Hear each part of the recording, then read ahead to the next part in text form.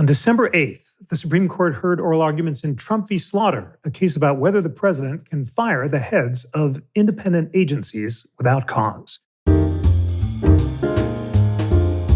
Hello, friends. I'm Jeffrey Rosen, President and CEO of the National Constitution Center, and welcome to We the People, a weekly show of constitutional debate. The National Constitution Center is a nonpartisan nonprofit chartered by Congress to increase awareness and understanding of the Constitution among the American people. In this episode, we'll recap the oral arguments from Trump v. Slaughter and debate whether statutory removal protections for members of the Federal Trade Commission violate the Constitution. To help us explore these topics, we have two of the leading scholars of executive power and of the original understanding of the removal power. Thomas Berry is the director of the Cato Institute's Robert A. Levy Center for Constitutional Studies and editor-in-chief of the Cato Supreme Court Review. Before joining Cato, he was an attorney at the Pacific Legal Foundation. Tom, it is wonderful to welcome you back to We the People. Great to be back. Thank you for having me. And Jed Shugerman is a professor, Joseph Lipset Scholar, and Henry Elwood Warren Scholar at Boston University School of Law. He's the author of several law review articles about the original public meaning of Article 2 and is currently working on two books about the history of executive power and prosecution in America. Jed, it is wonderful to welcome you back to We the People. Thanks so much for having me, too. Well, let's begin with the topic that you're both the world experts on and was central to the oral argument and to the case, namely the original public meaning of Article 2 and the nature of the removal power. Tom, in your brief, you argue that at the so-called Decision of 1789, the founders decided to vest all executive power in the president and to allow him to fire anyone he appoints. Tell us more about your views about the original understanding of Article 2.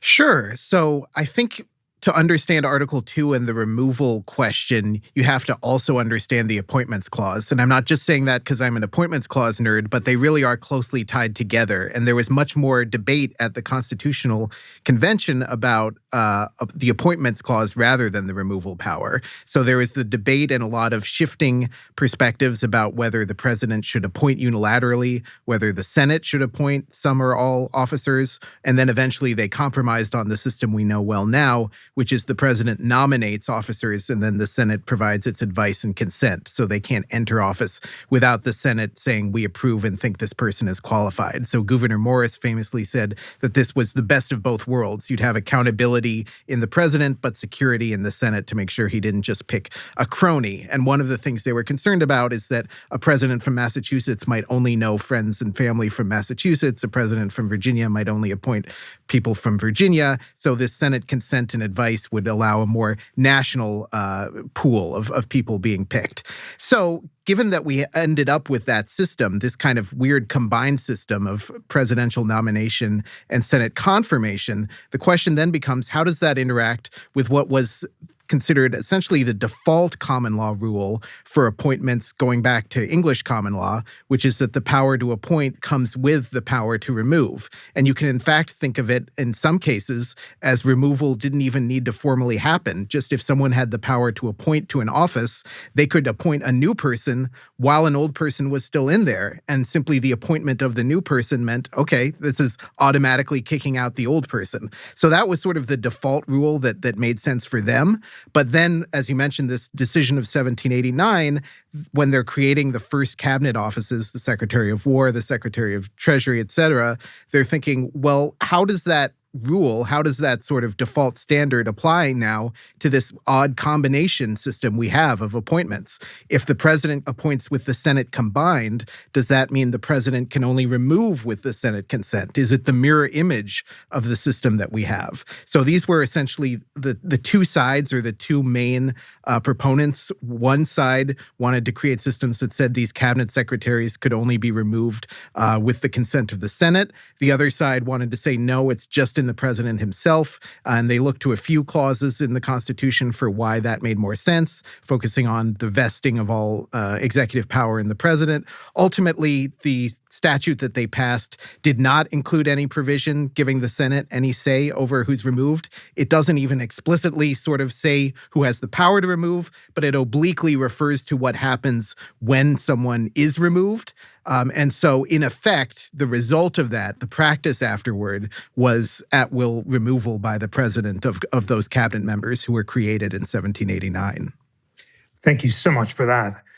Jed, you argue that the history of presidential removal power is complex and messy, and you challenge Tom's narrative of the decision of 1789 by pointing out the fact that Madison and Hamilton did not support absolute and indefeasible presidential removal power for all offices in all situations. And in your view, the historical scholarship suggests that Congress did not endorse either Article 2 removal or any kind of unconditional removal. Tell us more about your argument. Sure. So let me just start from thanking Tommy, thanking you too, Jeff, and thanking Tommy for being part of this debate, because I really think that the original public meaning is crucial for the understanding here. And as an originalist, I really think that we have to focus on what was the original public meaning.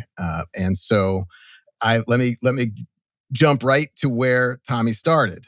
So when we have the appointments clause, it's the appointment power, not the nomination power, that is the default rule. And so this has been a misunderstood and I think based upon some questions about the sources that have been highlighted by other scholars that frankly are out of context and not correct. So let me just start with that. The text of the appointments clause is that the president shall nominate and with the advice and consent of the Senate shall appoint. The appointment power was deliberately divided and shared between the president and the Senate as a check on presidential power. So that's not just me reading the text. I have gone into the debates, and this is in an article I wrote called The Indecisions of 1789. And in detail, I found not a single member of the House shared the view that Tommy just shared. That there was not a single presidentialist, not one, who interpreted the appointments clause this way.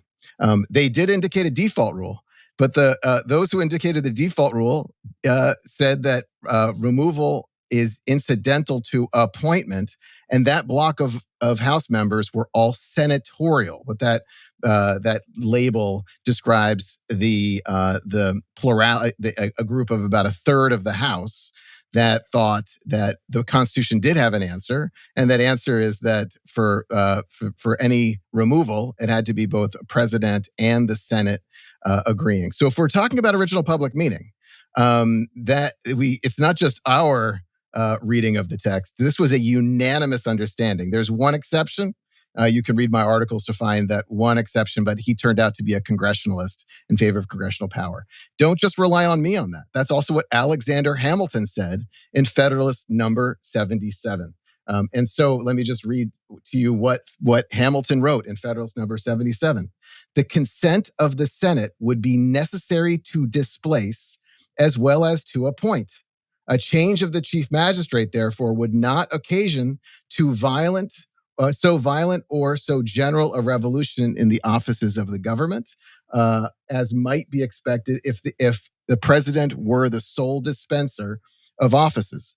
And in case there's any confusion about what Hamilton meant, I and Jonathan Gannap dug into the records and found in the letters in the first Congress that Hamilton said, that was my view. I believe that the Senate was necessary. I have changed my mind. Okay, and so the last point about, and I can go into more detail about original public meaning, but the last point I'd say about the first Congress is that it turns out that we can only say one position lost in the first Congress, and that was that position.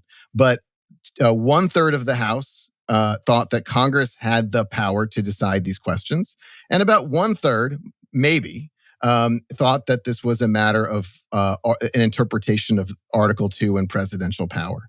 This isn't just indecision, to be honest with you. If I in my article, I say there's a weak form of the conclusion, which is nothing was decided. But I think we can conclude that from the rest of the first Congress, that the first Congress rejected the theory of indefeasible or unconditional presidential power, not just in this debate. And there's a reason why in this debate they couldn't produce a clear text. It's because there was no consensus in the House and the Senate for this view on any of these views. So they deliberately chose something ambiguous. But then I and other historians have found that the first Congress passed a series of statutes that are that limited the presidential removal power, including on some important commissions. Thank you so much for that. Tom, what is your response? Tell us about your views of Hamilton and his argument in Federalist 77, which, although he later said he changed his mind about, we learned on a previous podcast, he endorsed a so-called sinking fund whose heads were not removable by the president. And also tell us about Madison, his views in Federalist 39, and the fact that after the decision of 1789, he supported a controller of the Treasury who couldn't be fired by the president. So I don't think there's any disagreement between us on the appointments clause half of it. Maybe potentially I misunderstood, but I totally agree. Like, there's no doubt the appointments clause is a somewhat unique and interesting aspect where the Constitution explicitly limits the president's ability to run the executive branch as he wants to. He can say, this is the person I think is the best choice to execute the laws faithfully, and the Senate can just say, no, you're not allowed to. So absolutely, the appointments clause gives the Senate a hugely important role in limiting the president's choices of who can be in the executive branch. I think the tricky question is, what does that imply, if anything, for the flip side, for removals at the other end? And that was the core of the debate at the beginning. There's no doubt that this was seen as a difficult question. I mean, the fact that we had Hamilton and Madison shifting views at different times, I think shows, again, I read this in the light of this default rule that I mentioned earlier of the power to appoint comes with the power to remove. And so they were trying to think of how do we conceive of this power to appoint? And I totally agree. In a very real sense, the power to appoint is shared between the president and the Senate. But ultimately, they weren't able, a majority did not pass a law that gave the Senate that flip side power, the power to veto a removal in the same way that they can veto an appointment. And I think that was the crucial, the most crucial outcome, the thing that was at least finally decided. I agree that's in some ways a different issue from what other restrictions can they place. So not necessarily a Senate veto on removals, but for cause removal, the issues that we're really getting into more in the modern era. I think we might get into these specific examples of the early offices, the early commissions like the sinking fund, but it's debatable to what extent those were insulated from presidential control. I think there are strong arguments that for each of those, at least a majority of the commission was removable at will by the president from their offices. And some evidence, I think, even that those who sort of had their office ex officio could potentially have been removed, at least from the commission, if not from their overall office. So I don't see those as really strong evidence of an endorsement of the kind of limits on presidential control over a commission that we see in the modern era. Jed, you also raised the fact that no one in the convention or voluminous ratification debates suggested or worried that the new Constitution would imply presidential removal of any kind. And I wonder whether this is the same debate that Chief Justice Taft and Justice Brandeis had in the Myers case, where Chief Justice Taft invoked Hamilton and the decision of 1789 to support a broad vision of executive power. And Brandeis surveyed the same history and concluded that Congress had meant to give the president control over inferior officers. And the logic of his dissent, as Justice Kagan noted, would apply to principal officers as well.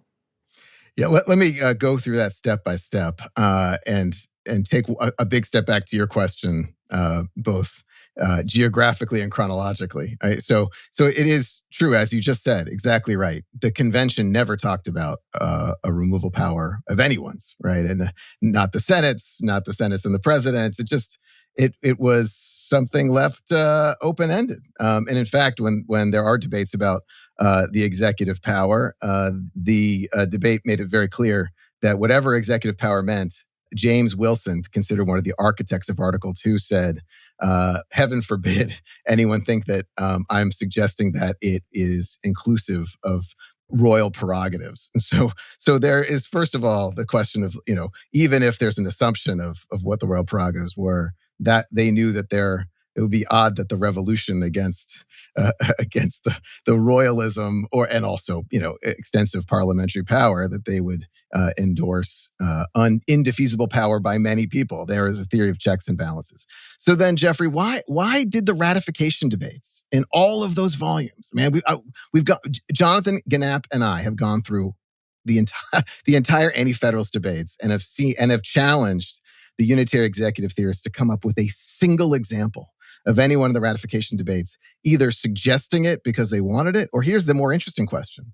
If you were an anti-federalist, wouldn't an obvious argument, whether you believed it or not, wouldn't it be important to warn people that the Article 2 presidential power was going to include things like removal power? They warned about the veto, they warned about pardons, and they warned about the commander-in-chief.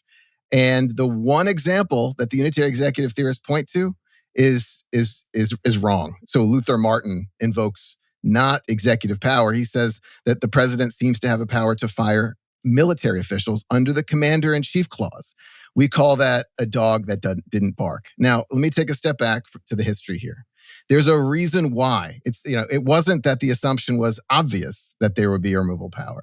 But it was quite the opposite. So this is work that I and other historians have done. I want to explicitly direct readers to Jane Manners and Lev Menon's outstanding article, The Three Permissions, that also has this background. I wrote a couple of articles, but the most recent is called Venality, and the explanation is that it was quite functional in an era without phones or cars or digital communication to have other systems for decentralizing power. And by the way, Tommy, as someone at the Cato Institute about decentralized power, I do have to note the irony that the Cato Institute is endorsing unconditional, unlimited, indefeasible, absolute presidential power over anything. I wonder if there's a libertarian question about that.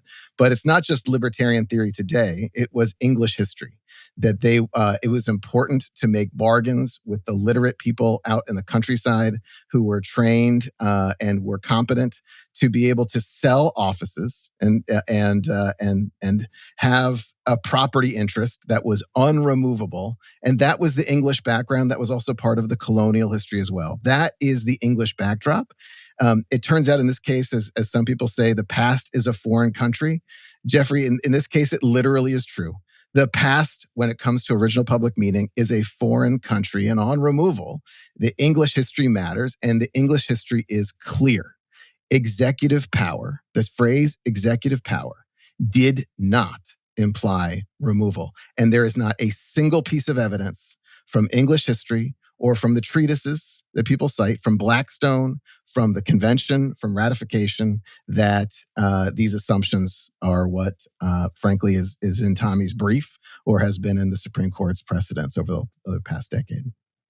Tom, tell us about the Myers decision. I think, like the Cato Institute, I'm a great fan of Louis Brandeis, and his dissenting opinion in Myers rejects Chief Justice Taft's claim that the decision of 1789 supported an unencumbered removal power. Taft had cited historical evidence about Hamilton and the Neutrality Proclamation. He argued the Take Care Clause didn't restrict or limit executive power, which included the removal power. But Brandeis just meticulously went through that founding era history. He walked through judicial and legislative precedents, which anticipated presidential removal for inferior officers, including no less in Marbury versus Madison, where Chief Justice Marshall assumed the president acting alone couldn't remove an inferior officer.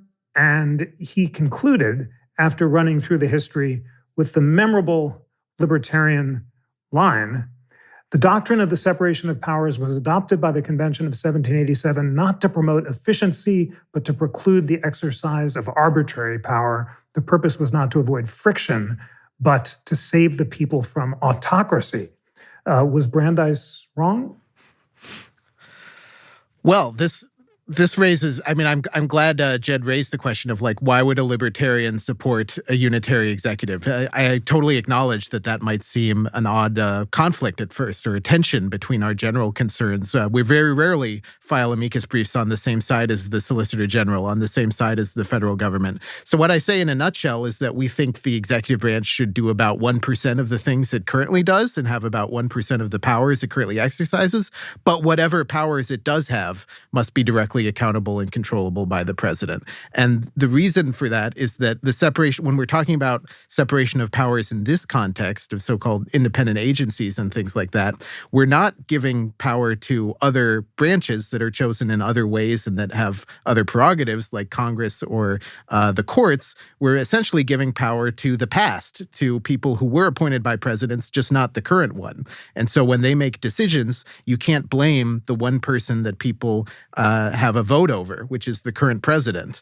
And that, for us, is the big concern. This power is being exercised no matter what. The question is, how do the people make their views known or make their concerns known if the FCC starts violating First Amendment rights left and right, as I think they are currently? I would much rather be able to say, look, there's one person you can blame, and it's President Trump, because he could fire the FCC tomorrow. I'd much rather be able to say that than the current murky system we have now, where you can say, well, it's a combination of people appointed at different times, and they can only be removed for cause, and it's not clear whether a disagreement about the legality or constitutionality of what they're doing would qualify for cause.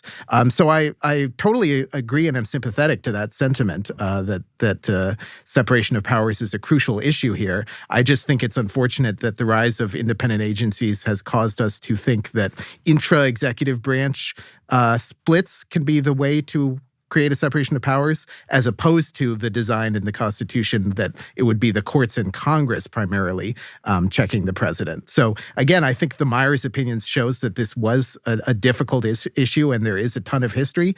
But I would caution, and I think Jed might agree with this point, that post-ratification history isn't as important as the text and pre-ratification history as well. So even as difficult as some of these, examples, and as we've seen, we've debated for decades now, what do things like the sinking fund mean? For me, the more fundamental question is things like the design of the Constitution, the fact that there are only three branches and nothing is defined as quasi in one branch or another, and the fact that we only elect a president and a vice president, which is different from the way some states do it. I live in Virginia, where we elect a separate attorney general, and so sometimes the attorney general is different from the president, and that's totally fine if you want to have a system like that, but that's not the federal system. Jed, what about the textualist argument that Tom just made? The vesting clause vests all executive power in the president. Hamilton did change his mind, at least before the sinking fund, and come to conclude that the removal power couldn't be limited. And the innovation of the Humphreys executor case, that agencies that exercise quasi-legislative and quasi-judicial power, is not supported by the text. And therefore, as the Solicitor General said, the decision should be regarded as a hollow husk. Those are exactly the right questions, and let me see if and Tommy just put a lot on the table, and I also want to address that. But I think let me just take a step back on two big picture points. One is something that I agree very much with Tommy on, which is the importance of originalism and not post-ratification. So what is the method of originalism? And this is one of the things that I think we might want to talk about later, which is the way that the oral argument went. I think it became clear that the justices who wanted to overturn Humphreys were not going to rely on the first Congress. Now, instead of moving into the right direction, meaning further back in the past, like in the convention or ratification debates and original public meaning, we heard Justice Barrett and others say, well, this was really, even if it wasn't decided in the 1780s, it was decided sometime later over the next century. And Will Bode in the New York Times basically made the same move in a conversation with Kate Shaw and Steve Vladeck. He said the same thing. This was ambiguous during the founding, but it was decided over the next 100 years. First of all, that's historically wrong. But that's because it wasn't just, no one's been able to point to any other moment over that 100 years. In fact, it kept going in this compromise. But the larger question is, what's happening to originalism? Um, what's the theory here? I don't hear originalism when I hear Amy Coney Barrett emphasizing the mid to late 19th century. So, and then on the point that Tommy made about, we have to look and be governed by past elections. I mean, this is the point about originalism. How do we make sense of the Constitution? We have to emphasize the text in its context. So let me directly address, Jeffrey, the questions you were just asking, specifically about the text. So one point is, that's what I was just saying before about English history and the English backdrop, about executive power and why the ratification debates, why the convention didn't talk about removal. That's the arguments I and others have been making about the original public meaning of executive power and why it didn't include removal. I've also talked about why the Appointments Clause cut the other way. And then I'll talk about the take care clause in 1 second. But I do want to go back to this question exactly on this last point you were raising about Humphrey's executor, Jeffrey, and the use of the term quasi-judicial. This is a piece I've just uploaded with a co-author, Bo Bauman, an outstanding young scholar, and it's called Quasi-Judicial, A History and Tradition. From English history to the founding, to Madison's proposed comptroller, to Hamilton's sinking fund, to Marbury, all the way up to Humphreys, there is a history and tradition and a through line of an original public meaning, an original understanding that quasi-judicial executive offices should be independent.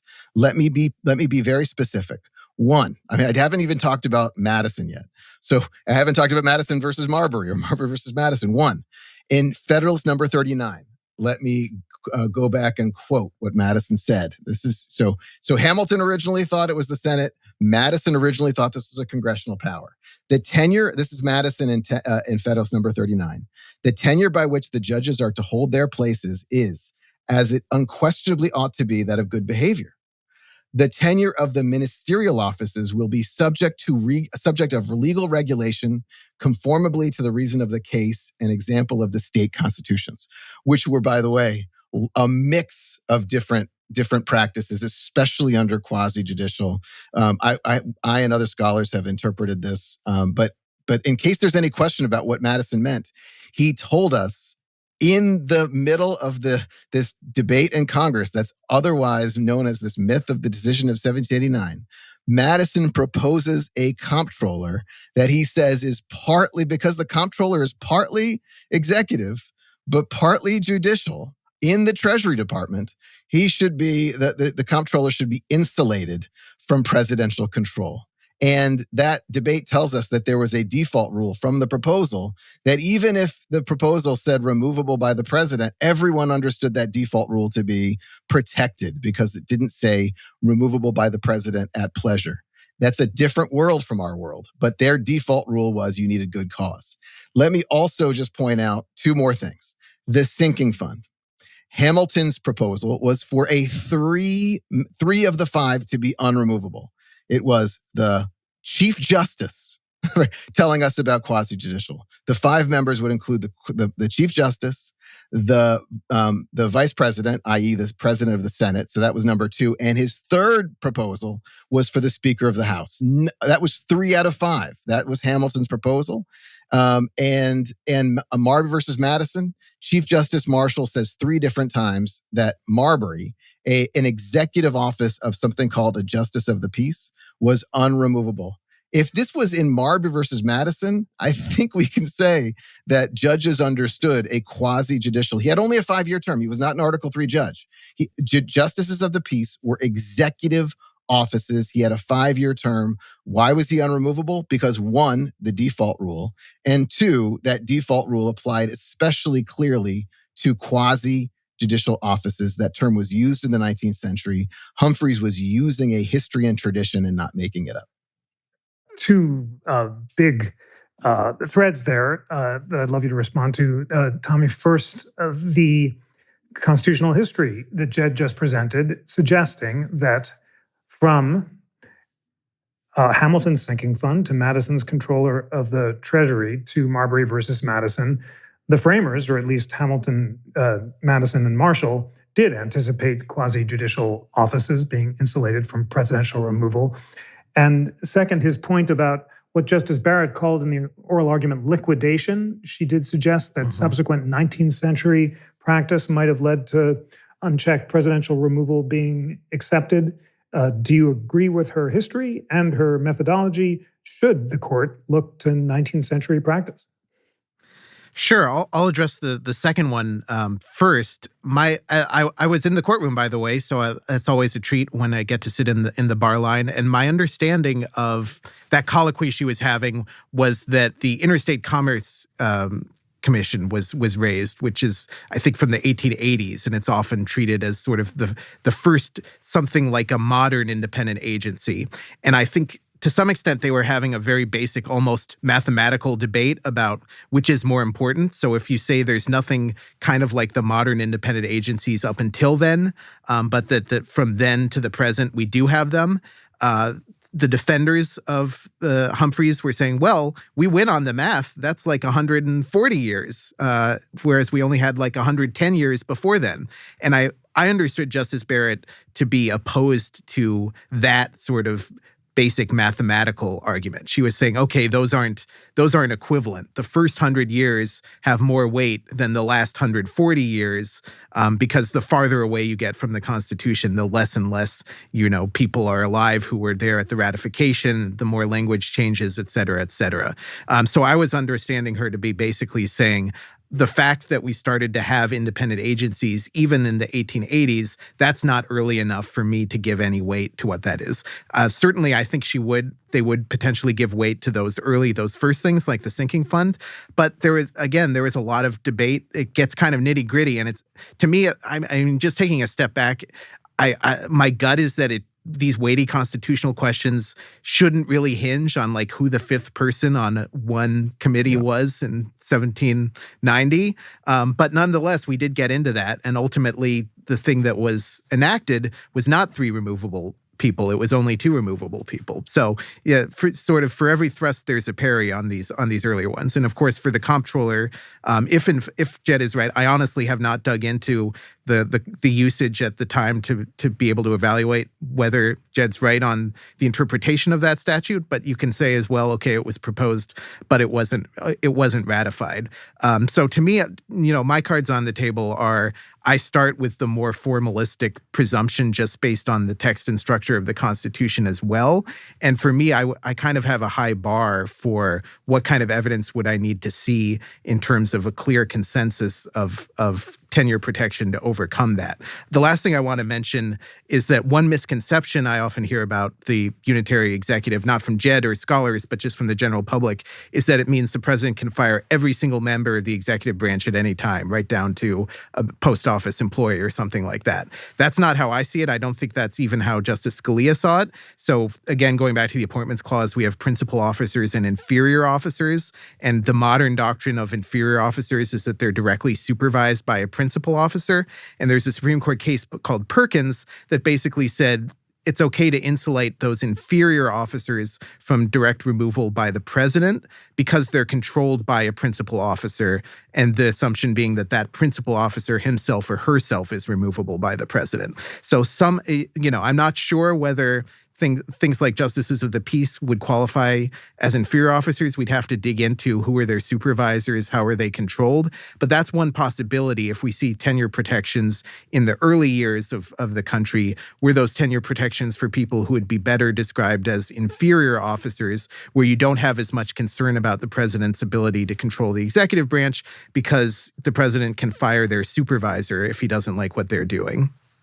Well, Jed, any final thoughts on the question of original public meaning, if you like? And then let's dive into the oral arguments. I think it'd be helpful to go justice by justice. Justice Barrett, who we've been talking about, suggested that if the presidential removal power stemmed from the take care clause, it might be more limited in scope, covering only officers who exercise significant discretion, in other words, principal non-inferior officers. And she also considered whether the removal question had been reliquidated by a century of independent agencies following the previous century of executive separation. What did you get from those exchanges about her views about original public meaning and liquidation? Sure. I mean, and I think this continues the same conversation. Let me just take a step back and say, I agree with Tommy that that does seem like there are these distinctions. So first of all, there's this question about not just in principal and inferior, but also employees, right? And I don't think anyone's putting employees in the mix. And I do have the passage here from Justice Barrett, and let me read it because I also think it's a signal about the fact that I think the justices may have been persuaded by these questions about the first Congress and some of the founding questions. So Justice is on page 158 of the official transcript at the point where she talks about liquidation. She says to counsel for Slaughter, "Let me grant you for this purpose that the decision of 1789, if you just look at it in isolation." If you just took it in isolation, maybe not as conclusive as Myers thought it was. I'll just grant you that for purposes of this question. But let's say that I think the liquidation argument throughout the 19th century shows that the end of the 19th century, up until we get the ICC, the Interstate Commerce Commission, and the emergence of what starts to look like the more modern independent agency, that the government has the better of the argument. And then she continues and talks about the ICC and the FTC. So first of all, let me grant one thing that's, I think, true about this is that the ICC is the first commission that looks like, in design, the modern commissions. It's 1887. In some ways, the Fed, the FTC, and other... I wrote an article about this called The Dependent Origins of Independent Agencies.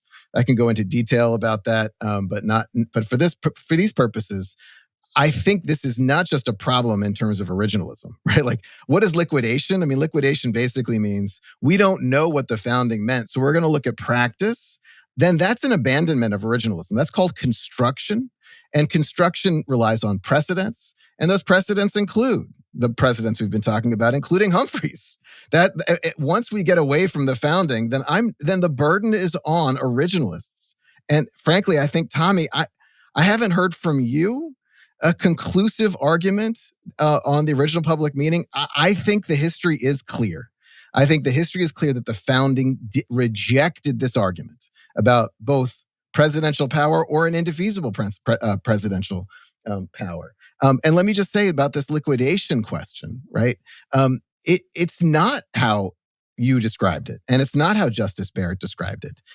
This was contested all the way through the 19th century. What was Myers about? It was about something called the Tenure of Office Act, passed in 1867. And for the next 7 decades, there were a lot of these statutes that limited Senate power. So then, was it before the Civil War? None of the statutes indicate consensus or liquidation. A statute that one might look at is something called, the Act of 1820, but that was as much arguably congressional decisions and congressional power. So this whole liquidation argument is, 1, methodologically a retreat from originalism, 2, historically a retreat from the founding to some other time, and 3, just flagrant cherry picking. If I can't find it in the founding, then if I want to get to this result, and Tommy, I have to say, it just sounds like the advocates for presidential power are just cherry picking through American history until they can find some decade that endorses their view.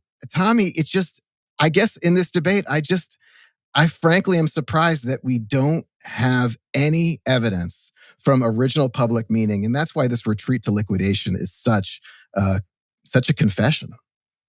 Well, Tom, definitely worth responding to Jed's questions about what he calls the cherry picking of history when it comes to liquidation. And then why don't we put another justice on the table? And that'll be Justice Gorsuch, who is a textualist and an originalist, but here was more focused on the structural question of the separation of powers. And he says, if the court holds that Congress has delegated some legislative power to the agencies and then vastly expanded presidential power over them, is the answer perhaps to reinvigorate the intelligible principle doctrine and recognize that Congress cannot delegate its legislative authority? Is the water warm, General? He asked. What do you think? I couldn't hear the last bit. Is the water warm? Is the water warm?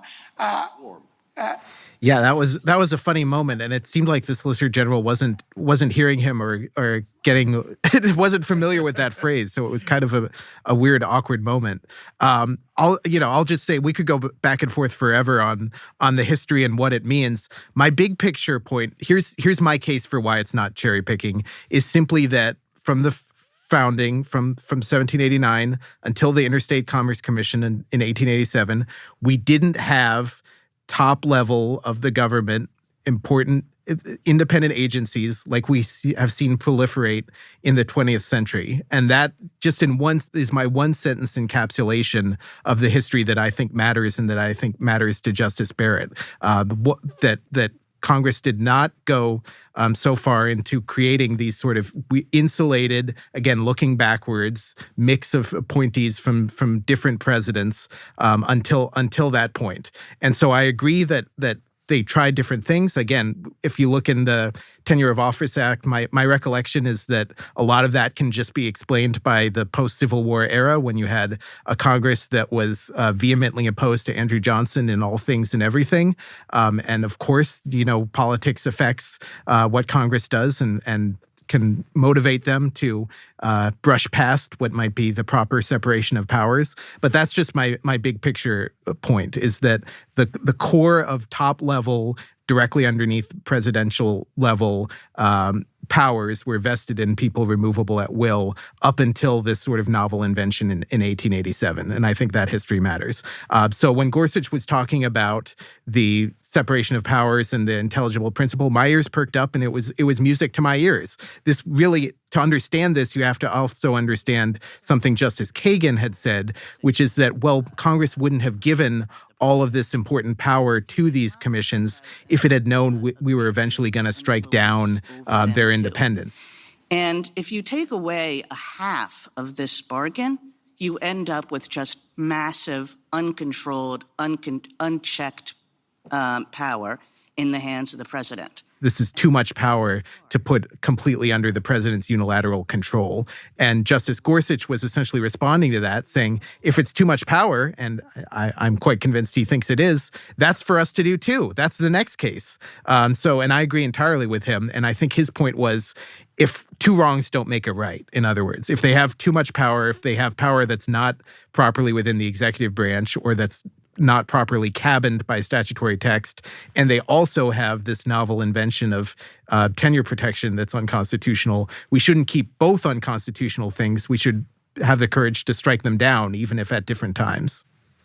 Jed, your response, your thoughts on Justice Gorsuch, and then also let's put on the table Justice Kavanaugh's questions about the constitutionality of the Federal Reserve. This is where Tommy and I share a lot of agreement. And first of all, the invitation to solve the problem of I think that's the underlying problem here that really came up in oral argument, especially when Kagan was saying, doesn't this run the risk of letting the president, after all these compromises of giving the executive branch quasi-legislative and quasi-judicial power, this turns the president into a super legislator and a super judge. And I think it's quite a reasonable response when Gorsuch intervenes and says, how is it proper that Congress delegated legislation and judging to the executive branch? Now, setting aside this history and tradition of quasi-judicial, I can't defend the quasi-legislative or legislative power. Article 1 says all legislative power is vested in Congress. And so I let's have that debate for that day. I mean, and that is exactly what I was laughing as Tommy was talking about, isn't the water warm? Because I think Tommy and I knew exactly where Gorsuch was going faster than Solicitor General Sauer. I also endorse the major question doctrine for the purpose of not letting presidents or the executive branch pull elephants out of mouse holes. So, but that's the point, is that's the space to have that debate. There's original public meaning there around the text of legislative power and judicial power. So for Gorsuch, I think it's clear that, that he has that big picture point in mind. I want to address another question about Justice Barrett's emphasis on the take care clause. That is part of our argument. So Gary Lawson and I co-wrote an essay, and as part of the amicus brief I filed, that gives a limiting principle. And I think if you go back through the oral argument, you'll see at various points the necessary and proper clause was discussed. It was something even Solicitor General Sauer emphasized what was proper, the limits on congressional power being through what was proper in terms of these protections. Justice Jackson emphasized it too. And the point is to read Article 1 and the necessary and proper clause as both the source of Congress's power to create offices and also the limit on the scope of that power. It has to be necessary and proper. And Gary Lawson is the leading expert on this. And I think we hear some of the justices entertaining this idea that what is the scope of necessary and proper, and what is in the original public meaning of that. It meant that there had to be appropriate means to achieve a significant end of government. The limits that we think about are what allows the president to take care that the laws be faithfully executed. That was not an indefeasible power. It was not an absolute power. It was a power to be conditioned by law. That's what it means to faithfully execute the law. And so there's space for legislation. So if I'm speculating here a little bit about the justices, I think I heard some of the justices on both sides entertaining this connection between the take care clause and Justice Barrett saying that was particularly important for principal officers, and also the scope of Congress's power. And maybe that will be when they're trying to figure out, they do have to figure out what text they have to rely on. They sort of punted this around. I would hope that they would make that connection between the take care clause and limit this to principal officers, and also say that this is also in the text of the Constitution in the limit on Congress's powers for what is necessary and proper. Tommy, what do you think of that proposed solution? What was its implications be? And did you see appetite for something like that among justices in addition to Justice Barrett?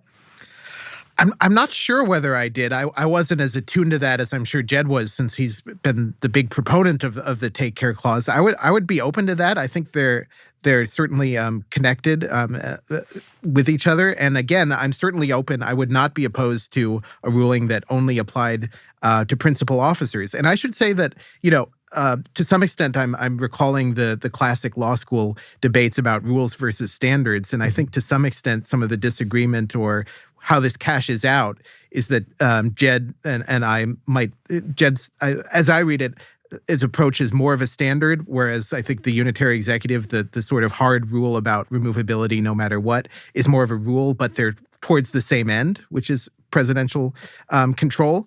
I think my concern about the sort of more shifting standard that Jed proposes of how you have to evaluate on a case-by-case basis is just I've seen courts be, in my view, too deferential to constructions or novel attempts by Congress that, in my view, either go too far or take away political accountability in a way that crosses the line. And so that's why, to me, functionally, a bright line rule of removability, it makes more sense and feels more secure in terms of furthering those values that I see in Article 2. I should say, there's debates. We haven't talked about alternatives. There are a few historians or a few legal scholars who think that the president has a constitutional right to veto every single thing anyone in the executive branch does, or maybe everything a principal officer does. If you created an office, just hypothetically, that had tenure protection, but you said every single decision they make, it doesn't become final after a month and the president can reverse it. To me, that's kind of cashes out the same way in that you still have presidential control. As much as I think we've kind of settled historically on removal is the default way, and that makes the most sense, and that's become our constitutional tradition, there are hypothetically other ways you could achieve this goal of every single thing that's done in the executive branch, you can blame the president, the current elected president, if you don't like it. And he could have reversed it. Jed, let's talk about the Fed and the Cook case, which you filed a brief in and which the court will hear early in the new year. What is your argument about the constitutionality of the Fed, and what would your proposed rule about the take care clause say about the constitutionality of the Fed? Yeah, great. Thank you for that question. So that's exactly where Kavanaugh was going. Kavanaugh said in oral argument, basically previewed, he said really he suggested two exceptions. One was the Fed, and two was sort of non-Article 3 judicial-like officers. So maybe this quasi-judicial thing is there. And the Fed isn't really quasi-judicial. So hey, we need a special rule for the Fed.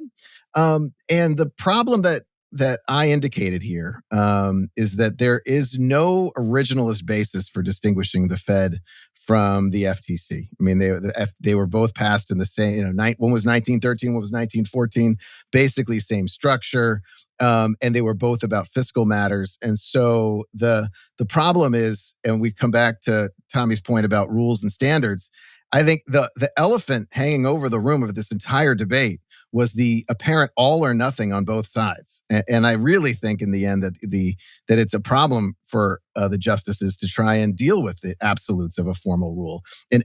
How far does it go to have an absolute presidential power? And how far would it go to have an absolute congressional power? I think the court is actually in the mood for some standards, and letting the lower courts work this out. But they indicated over the summer in one paragraph that they were going to overturn Humphreys in an order in Wilcox, and another paragraph, the Fed is part of a tradition that goes back to the first and second banks of the United States. You can't get there from here. The first and second banks of the United States were private.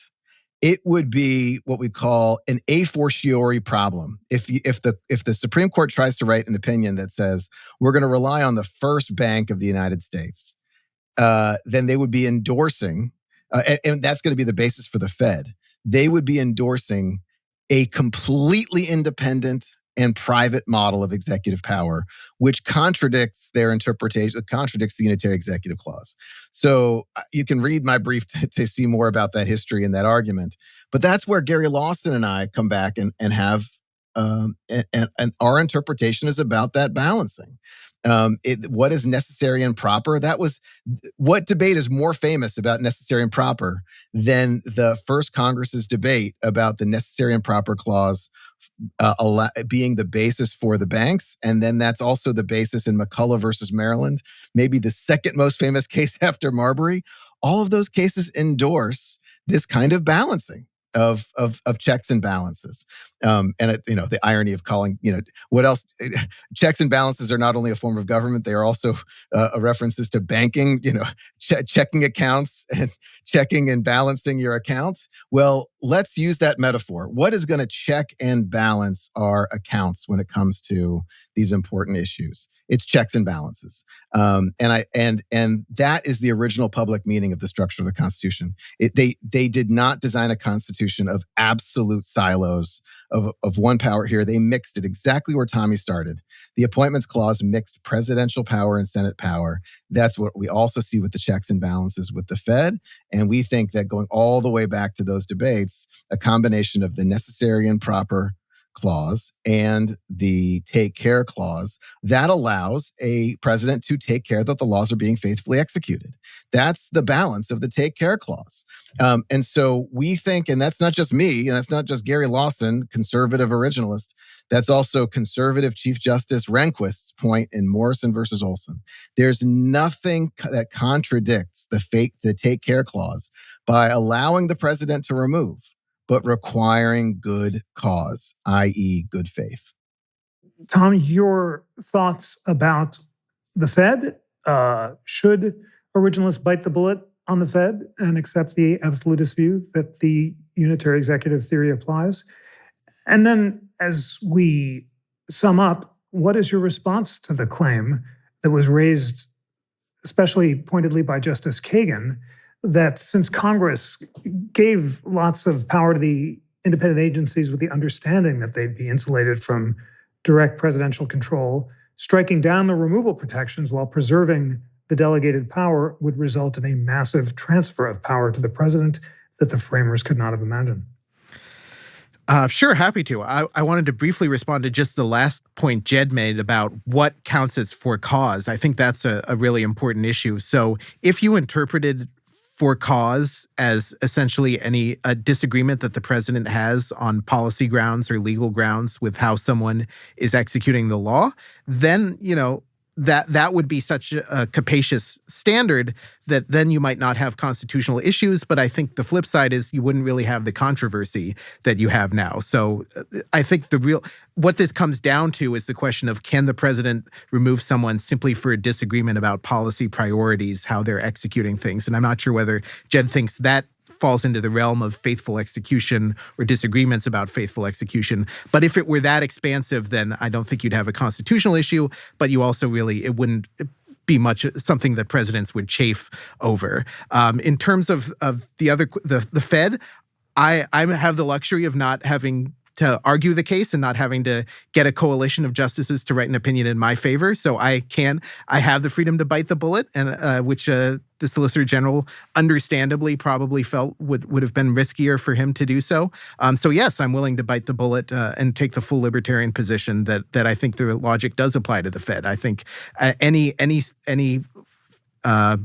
good faith argument, originalist argument, or formalist argument needs to accept all the consequences that it leads to, including the Fed. And so whatever we might be talking about, again, I think the unitary executive proponents have to say, if it's within if it's worth putting in the executive branch, if it's worth, execution rather than Congress or judges deciding it, then ultimately the president has to have the control over what it does.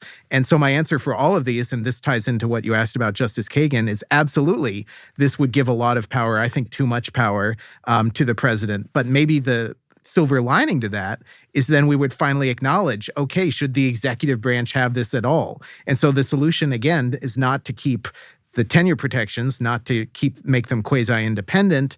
The solution is have Congress write stricter guidelines, have courts interpret those guidelines in a stricter way, like the major questions doctrine that Kavanaugh said, and get to a point where the checks from the other two branches are such that you don't have to worry about a misguided president destroying the economy. And this ties into, I should also mention that there were echoes of the tariff oral argument. The statute in that IEPA originally had a two-house veto, I believe, the type of structure that was struck down in Chadha.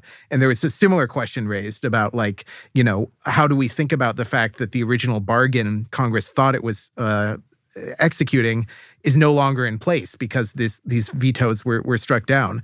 And ultimately, that didn't stop the court from saying, look, this one-house veto or two-house veto isn't constitutional. We're going to strike it down. The solution is not, again, to have two wrongs make a right. The solution is to go back to the drawing board and move some of these powers back to Congress. Jed, last word on this point.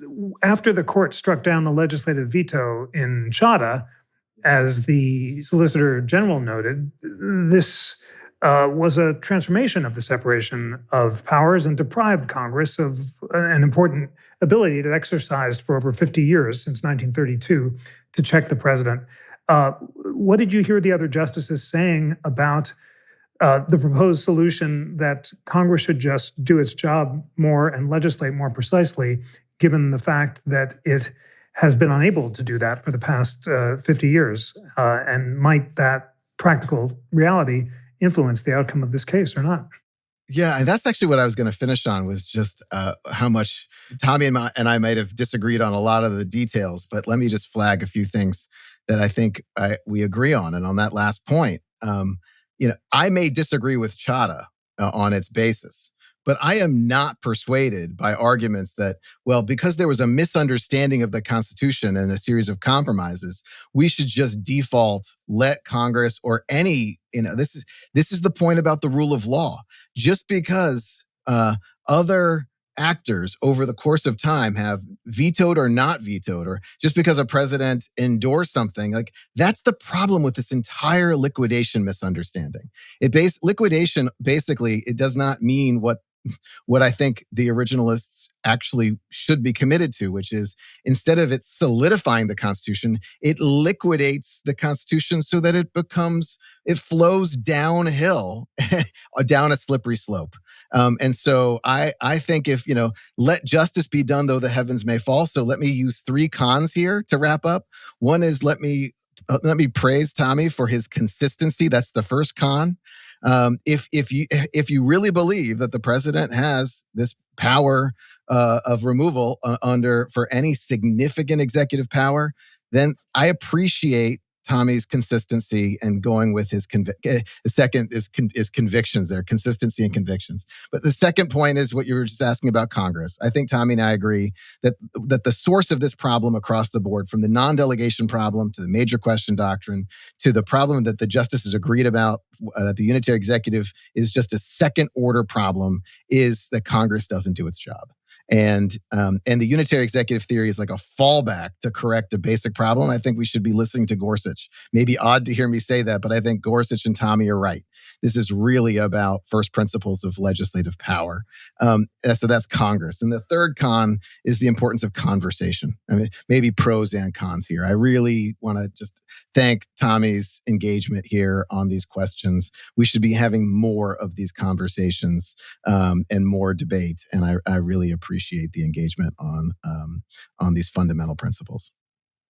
Well, that's a wonderful note of civility, and I am grateful to both of you for having given us a model of a civil and thoughtful conversation on this important point. I think our listeners would benefit from brief closing arguments. I'm going to ask each of you to just distill the essence of why this case matters. So, Tom, let's start with you. Why is it important for the Supreme Court to strike down the constitutionality of the Federal Trade Commission, and why is this case important? Thank you. Well, I just want to echo everything Jed said so eloquently and really touchingly. I really appreciate it. And it's always been a pleasure to work with Jed and do events with him. We had him for Constitution Day a couple years ago. And I think it's fantastic that people are making originalist arguments on both sides of cases at the Supreme Court in a really good faith and really detailed and hardworking way. And so I'm really grateful for that, and really enjoyed the conversation as well. I would just say, I want to get back to kind of the outcomes or what does this system of independent commissions that we have now mean? And again, for me, it comes back to accountability, which is a word that frequently comes up in the Appointments Clause as well. Jed and I probably agree that a lot of the things we're seeing coming out of the Trump administration right now are pretty awful. The FCC is something I've been following closely in terms of jawboning broadcast networks, telling them to fire late night hosts and things like that. Now, it may well be that President Trump is all for that. He certainly endorses some of that, but I still think it's important as an accountability matter that it's different when you have an independent agency and when the system is such that the president can, to some extent, hide behind the tenure protections for the members of these agencies. Similarly, if you have the FTC refusing to grant permission for a merger because they don't like the particular companies involved and all sorts of things. So I want to stress that I don't, I'm not someone who thinks it's a good thing policy-wise for all of what President Trump to do to be easier for him to do. I think overall, as a matter of first principles and as a matter of good government, it's good for the president to own everything that the executive branch does. And ultimately, the solution for all of the rights violations that we're seeing, besides the courts, is the electoral process, and for people to be able to campaign directly against the things that the president is doing through these agencies, and for him not to be able to hide behind their independence. And Jed, the last word in this great discussion is to you. Why do you think that the court should uphold the constitutionality of the Federal Trade Commission, and why is this case important? Well, one word I would emphasize is originalism. Originalism is on the ballot among these 9 justices. I mean, so when Tommy said this really shouldn't be up to the 5th member of a commission of 5, this also shouldn't be up to the randomness of the 5th or the 6th vote on the Supreme Court. I mean, the original public meaning was we the people. I can go into longer explanation for why I'm an originalist, but one reason is that what we the people ratified at different moments in our history through ratification is more important than the relatively randomness of, which justices served in which DOJ or went to this law school and how much they have one ideology or another. And frankly, Jeffrey, the original public meaning is clear. And it's not because of the first Congress, which is not the same thing. I mean, I can make arguments about the first Congress, but really I think I want listeners to go back and look at the evidence about English history, American colonial history, the revolution against primarily arbitrary royal power or governor's power from the British colonial system, and the convention and ratification debates, or just read the Federalist Papers, what Madison and Hamilton said. But the larger point is that our system of government is about checks and balances, and the framers had this larger structure of checks and balances. This was the understanding of what they were doing with offices. This is the interpretation that Gary Lawson and I are offering about the check and balance between Article 1 and Congress's necessary and proper power to balance it with the president's duty to take care that the laws be faithfully executed. But I think the larger point, whether you're a libertarian or a neoliberal or a paleoliberal or a conservative, checks and balances are more important now than ever. And the framers and the founders of our Constitution understood that from their experience of tyrannical authoritarianism. That is the same answer from 1787 or 1776. And I hope it's the same answer that the Supreme Court leans to in the end when they write these opinions. Thank you so much, Tommy Berry and Jed Shugerman, for a deep, historically informed, and illuminating conversation about the original public meaning of the removal power and the independent agencies case. Tommy, Jed, thank you so much for joining. Thank you so much. I appreciate it. Thank you, Tommy, too. Thank you, Jen. Thanks for having me.